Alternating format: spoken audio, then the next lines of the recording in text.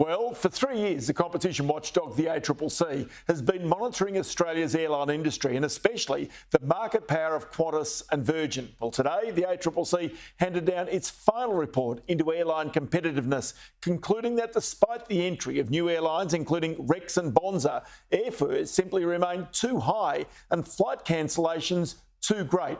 Now, the ACCC's key recommendations include the creation of an independent airline ombudsman system where customers can take unresolved complaints and reform of the way that landing slots are managed for new and emerging airlines, and especially at Sydney Airport. Well, despite the monitoring, the ACCC says the on-time performance of the airlines has again slipped. In April, just 71.8% of aircraft arrived on time. It's very troubling, and in fact it was a deterioration from January. So we had been reporting on and understanding that there had been some period of need to return to capacity and capacity to service customers post-COVID. However, we have had a deterioration since January in service reliability, with nearly 30% late arrivals, which is twice the long-term average, which is 18%. So it is very disappointing to see that this deterioration. One answer, says Gina Cass-Gottlieb, is to bring in more competition. So let's bring in here the Chief Executive of Bonza Airlines, Australia's most recent low-cost carrier, Tim Jordan, from his base in Coffs Harbour. Tim, many thanks for your time. Is it as simple as that more competition simply creates better performance from the existing airlines? I believe it actually is. It's a very significant part of the answer.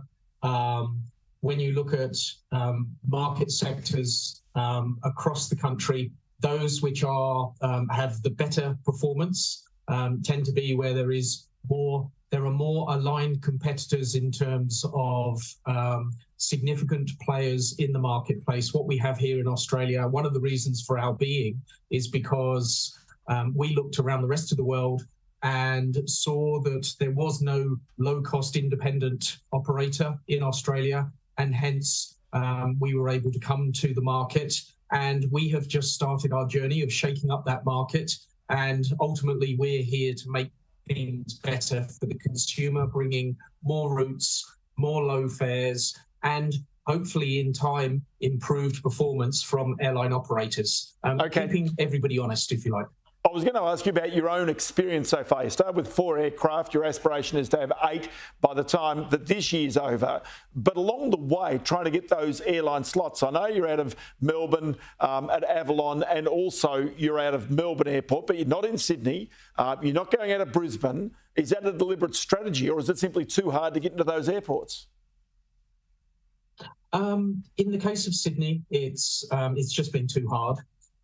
We want to base aircraft. We would like to base aircraft in Sydney. To enable us to do that, you need peak slots in the morning, in the evening, as well as in the middle of the day. We couldn't access those slots. The wonderful thing about airport competition, it's no coincidence that the only multi-airport city that we operate to or that exists in Australia is Melbourne, with Tullamarine and Avalon.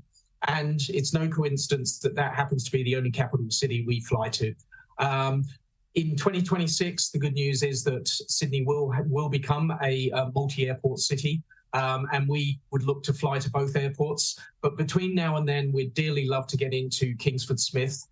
But that requires not only the right commercial arrangement with Sydney Airport, but it also, very importantly, very critically, involves having airport slots that can allow us to base aircraft in Sydney. And if we have that, we would fly up to 20 destinations, of which 90% of those destinations do not have low fares at this moment in time. That is significant, and that would be a fantastic opportunity for the Sydney Basin in terms of new routes, but also lower fares. But I was going to also raise that as you are struggling to gain those slots, what you've done is move to other areas, as you point out, where there's no low-cost carriers, and in particular, many of the tourist destinations on Queensland. So to go to Cairns, to go to Bundaberg, to go to Gladstone, to go to Mackay, but then to go to other places such as Toowoomba, Wellcamp, to go to Newcastle. These are the types of places that you've chosen because you think there is going to be a market there. Is it sufficient to sustain an airline such as Bonza?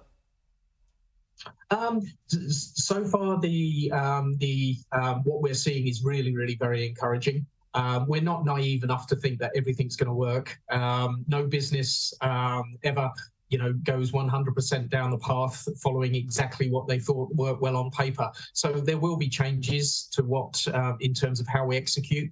However, we are adaptable. And what's very important to note is that Melbourne is a great example. There are 9 markets that we're servicing out of Melbourne Tullamarine. 7 of those markets are not flown by any other airline. We could do exactly the same as that and more out of Sydney Kingsford Smith if we had the opportunity. We're not about doing the same as the other folks. We are about bringing a little bit of point of difference to the market, especially when it comes to large regional cities, but also opening up new destinations to the mega cities in the country, like Melbourne. We'd like to do the same thing in Sydney.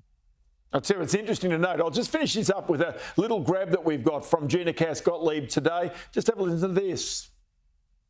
We have seen over the past 3 years, as an example of what can occur, that when Rex first entered intercity routes, which previously only Qantas and Virgin were servicing, that there was a substantial drop in ticket prices, particularly in the introductory period, but that it did produce competitive impacts and competitive responses.